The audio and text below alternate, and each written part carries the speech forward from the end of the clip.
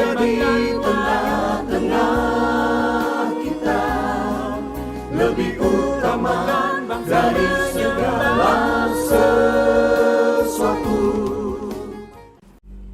Jika Tuhan menghendakinya, sebenarnya kamu harus berkata, jika Tuhan menghendakinya, kami akan hidup dan berbuat ini dan itu. Yakobus 4 ayat 15. Sahabat Iktus yang dikasihi Tuhan, ketika membuat rencana dan tujuan untuk masa depan, orang percaya harus selalu mempertimbangkan Tuhan dan kehendak-Nya, karena efektivitas hidup kita sepenuhnya bergantung kepada Tuhan. Prinsip hidup yang harus kita anut ialah jika Tuhan menghendakinya. Hal itu nampak dalam keyakinan kita bahwa hidup kita saat ini dan kelak ada di dalam perencanaan indah yang telah dirancang Tuhan bagi kita. Pada masa Yakobus, kalimat bila Tuhan berkehendak, bahasa Latinnya Deo volente, mudah ditemukan dalam banyak tulisan kuno. Formula ini dianggap mengikat oleh beberapa rabi sebelum melakukan apapun juga.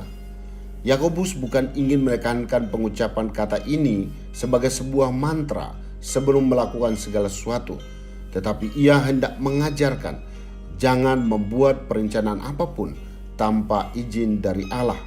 Hal ini diuraikan demikian. 1.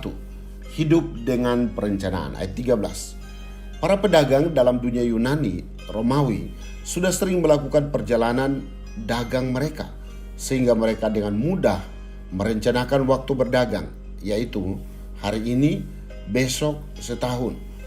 Juga tentang pilihan kegiatan, berangkat ke kota Anu, tinggal setahun, dan berdagang.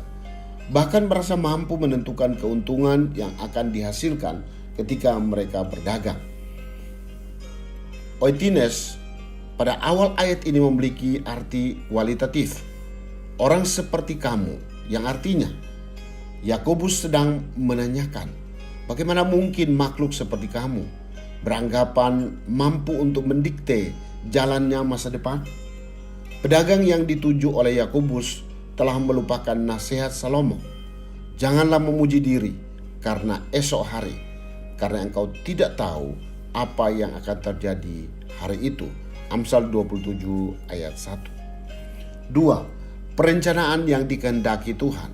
Ayat 14 dan 15. Hidupmu itu sama seperti uap yang sebentar saja kelihatan lalu lenyap.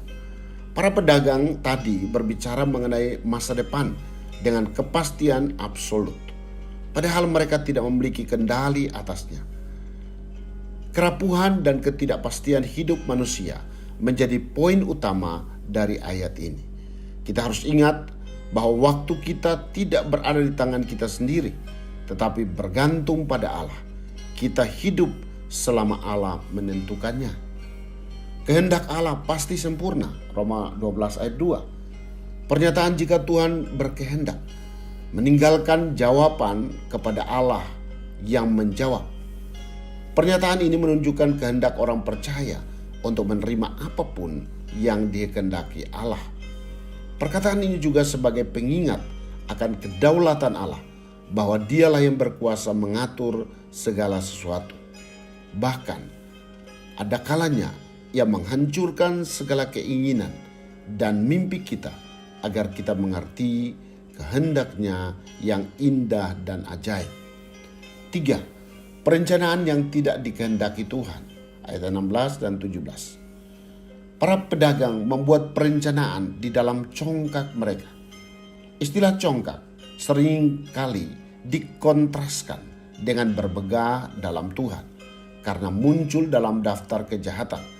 Amsal 21 ayat 24. Kecongkakan atau kebanggaan duniawi ini tidak dikehendaki Tuhan. Semua kemegahan yang demikian adalah jahat. Demikianlah kesimpulan Yakobus. Yakobus secara eksplisit menyambungkan ayat ini dengan konteksnya melalui kata jadi, ayat 17. Ia tidak lagi berbicara langsung kepada pedagang-pedagang, tetapi kepada setiap orang yang membaca suratnya.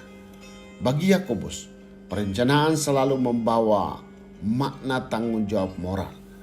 Jika seorang pedagang atau orang Kristen manapun tahu bahwa seharusnya ia bergantung pada Tuhan dalam perencanaannya, tetapi ia masih tetap mengandalkan kemampuannya sendiri, maka hal itu adalah dosa. Sahabat Iktus, membuat sebuah perencanaan adalah unsur penting yang harus ada dalam perjalanan orang percaya tanpa mengabaikan unsur iman. Istilah "jika Tuhan menghendakinya" merupakan bagian penting yang menunjukkan kepercayaan kita secara mutlak akan kedaulatan Tuhan, bahwa Tuhan telah merancangkan segala sesuatu yang mendatangkan kebaikan dalam kehidupan kita, sehingga tugas kita adalah menyelaraskan perencanaan kita ke dalam rancangannya.